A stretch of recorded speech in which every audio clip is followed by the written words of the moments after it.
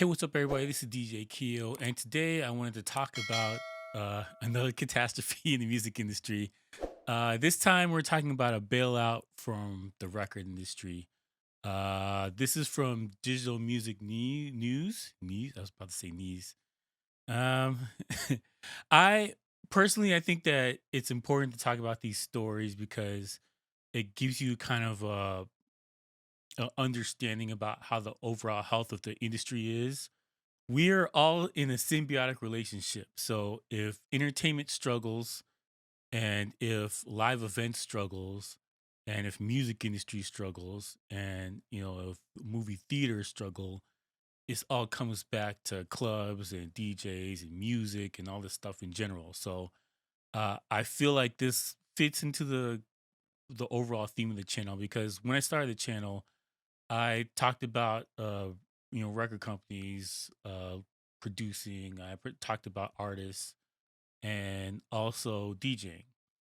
And although it's primarily a DJ channel, I still think all these topics are important because they definitely overlap. There's a lot of overlap here. So let's get into this. So, all right.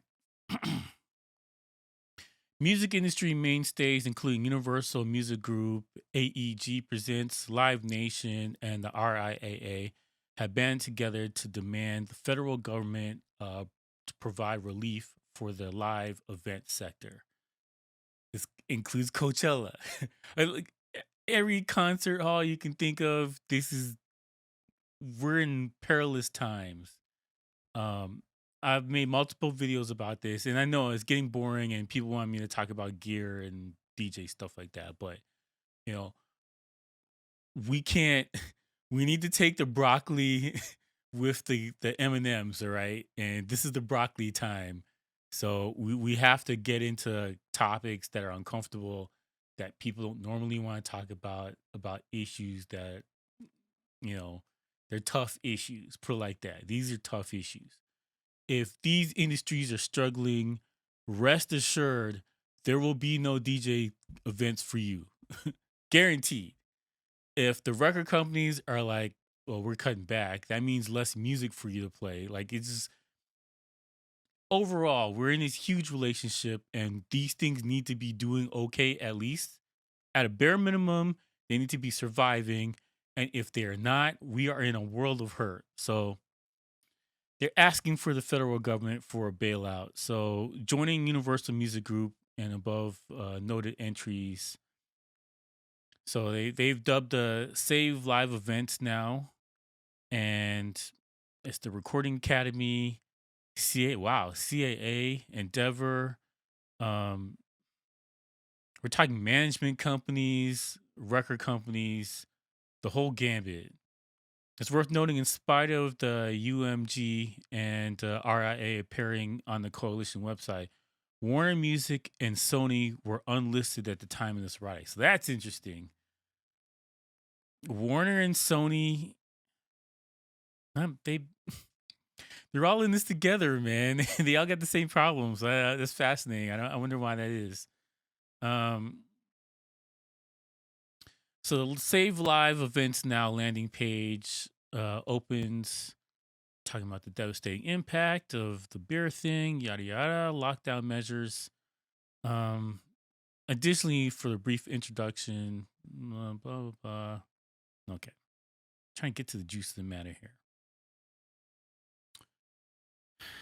One of the things about this, and it's so telling, is that the two headquarters for the music industry is New York and California. And a lot of record companies, at least when I was in it, moved from New York. They closed up shop and they went to California, and basically publishing was in California. Um, a lot of the labels were moving down to California to get more integrated into entertainment, and they felt like being in New York was redundant. So a lot of labels basically they shrunk down into one building. So like you had record companies like Def Jam and on Universal, and they had each of these record companies or subsidiaries of Universal Music had their own record company, building like that. And a lot of them were in the same area, just off Broadway. I can't remember what street it was. It's been a minute since I've been there, but um, there was a street, and all the labels were within walking distance, or just in the general area, really. And around early 2000, they started to consolidate and move all the buildings into one building, and now they've moved them down to California. There is still record companies in New York, but the bulk of it, like I used to go to publishing meetings at Universal in New York, and they hightailed it down to California now. The building is it's not what it used to be. They don't need company having a building and subsidiaries and all stuff. Point I was making is that they shrunk down and they moved, and now they're asking for a bailout because the format for what the music industry used to be, selling CDs or vinyl or tapes or whatever, is now pennies on point zero zero of a penny off of a stream on YouTube or Spotify or Tidal or whatever. And so they just don't have the money they used to have. I personally feel if this lockdown and all this stuff happened 20 years ago, 23 years ago, just to be safe, 23 years ago, I think they would have been in a lot better position than they are right now. But also, it's like a gift and a curse. By them streaming, people don't have to go to a store to go buy music or whatever. So whatever you would taken away from that, they're getting back from the streaming and the comfort from doing it from your phone or your house or whatever. But I digress. I'm totally off topic here. The point is that they're struggling in each of these situations and they're hurting in a different way that wasn't possible before. Also, the people who make money from this, it's shrunk down. It's consolidated into only a few people. So if you look at your current artists, they're still getting their loans and living off of their loans and their advances and stuff like that. But there's only a few artists that are actually doing well. From There's a website, I forgot what website it is, that breaks down if you had a 360 deal and you had say 100 million streams of a song, you'll get maybe $60,000 or $100,000. Like it's not a lot. And it's depending on your record deal and all these other factors. I gotta find this website and post it in there. But the point is that people are not eating the same way they used to from the streams, and you've removed the biggest factor that makes people money, and that is live events. The You streaming your song is peanuts. We used to have a saying for when you got a beat and they're trying to give you chump change. They call it the sneaker money. These guys are getting sneaker money for what's for their record deals, so that how many music they sell is irrelevant. It's more about optics and what place they are and how visual they are in the medium on YouTube, Twitter, whatever. That's more important than them actually selling millions of, well, not selling, but streaming millions of copies of a song. And a lot of the people made their money from concerts, live concerts and tours and this kind of thing. I can think of a couple groups. So I'm not gonna name them right now, but they put music out to go on tour. It's not really to put music out to get streams or be popular on whatever platform it is. They put the music out to go on tour, and so whenever a new album comes out, they do this world tour, stack a couple $1 million, then come home, record a new album, and then go back on tour and do it again. And that is their business model. And they've been doing it for a couple decades, like realistically. I don't want to name names, but there's people that I know personally that that's their business model. And because streaming is pointless. And they're one of the few artists that the record label will not put their music on the streaming platforms. So they kind of had no choice and they kind of made a lemonade out of lemons. But this kind of thing, like, when you chop away one of your planks for making money, and they've chopped a huge thing. There was so many tours that were supposed to happen this summer, and things that I was on the radar for things, or I was watching certain artists that are coming to town or whatever, like dead, got nothing. So if you don't have that, streaming's not you're not really eating off of streaming, and you're sitting in your house and bills are piling up, you're gonna ask for a bailout. And this is the same thing that happened to the movie industry. They just asked for a bailout. Steven Spielberg, all these directors put together a package asking for a bailout. The thing that's most surprising to me is that it took them so long to ask for the money. I think without talking out of turn, like I feel like they should have done this back in May. The writing was on the wall early. Who was the it was Brian Adams? Uh, Brian Adams from well, anyways, a rocker, 80s rocker, Brian Adams was livid, and it got into a controversy about what he said about who caused the virus and yada yada, which I don't want to get into, but he was livid because he had all these tours lined up, and we're talking hundreds of millions of dollars that's left off the table here.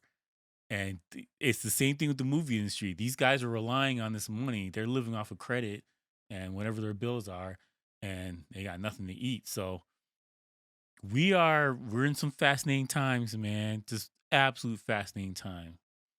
All right, so persisting businesses and organizations encourage supporters to contact Congress, including an email and pre-written letter to generate buzz and kind of get them to look at this as an important problem.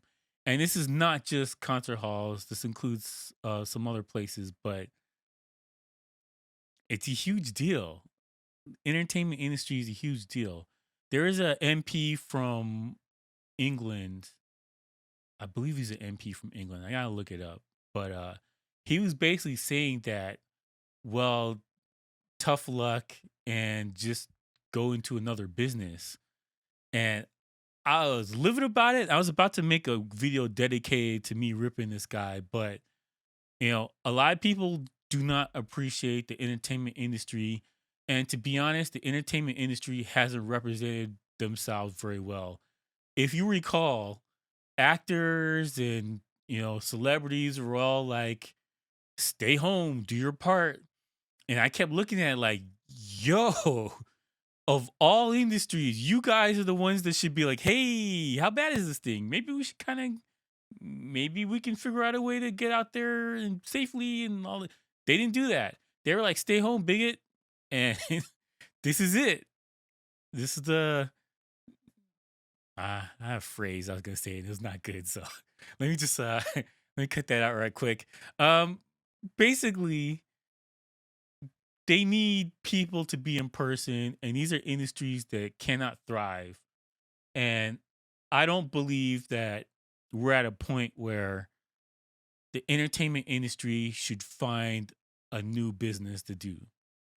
I don't expect to see actors and rappers getting a job at an assembly line. Like I just don't see that. Like that's not realistic. They're gonna basically come from multimillionaire status to middle class, or forget multimillionaire status. Making 100 and something K a year, DJing parties and going on tours, to being a greeter at Walmart. I don't see that. That's not going to happen. I feel they're probably going to get this bailout.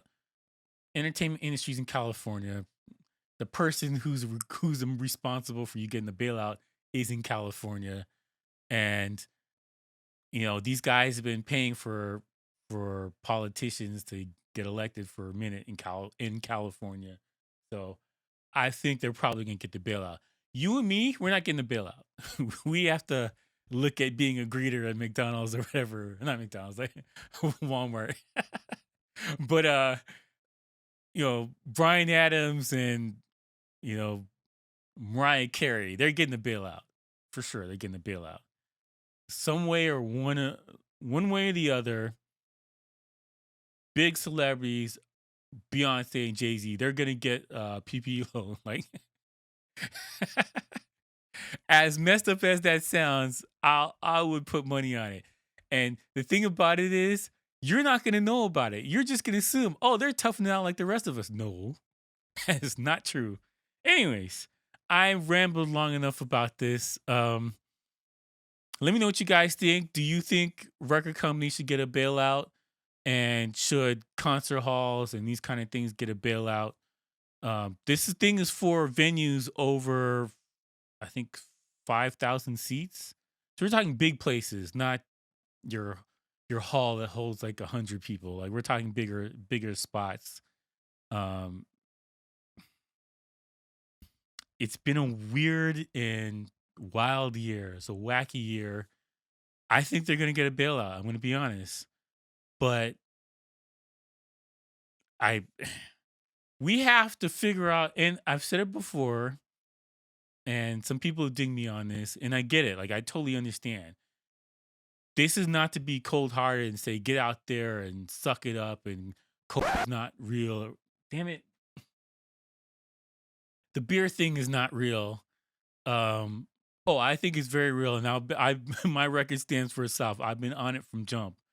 However, we have to live with it, and the longer this thing goes on, where we just sit in our hands and pray for something to get fixed, the worst is going to be to recover for all of our industries, from theater to movies to music to concerts to clubs. I personally feel the longer we sit in our hands, the harder it's going to be to start it up again. This is not the type of thing where you can flip a light switch and be like, all right, everybody, it's all safe to come back and party now. No. If people are uncomfortable about it and you have the ability to sit out an entire year, people are going to move on from these things. Now, granted, there's underground stuff going on, and a lot of people are trying to do things on the low, and I don't agree with that either. But after a certain time, people are going to move on from celebrities and they're going to move on from entertainment and find something else to fill that void. And you're going to be sorry when they do. That's all I'm going to say. I'm going to put it like that. Anyways, thank you for watching. Leave a comment below. Let me know what you guys think. Please like and subscribe. And peace out, bitch.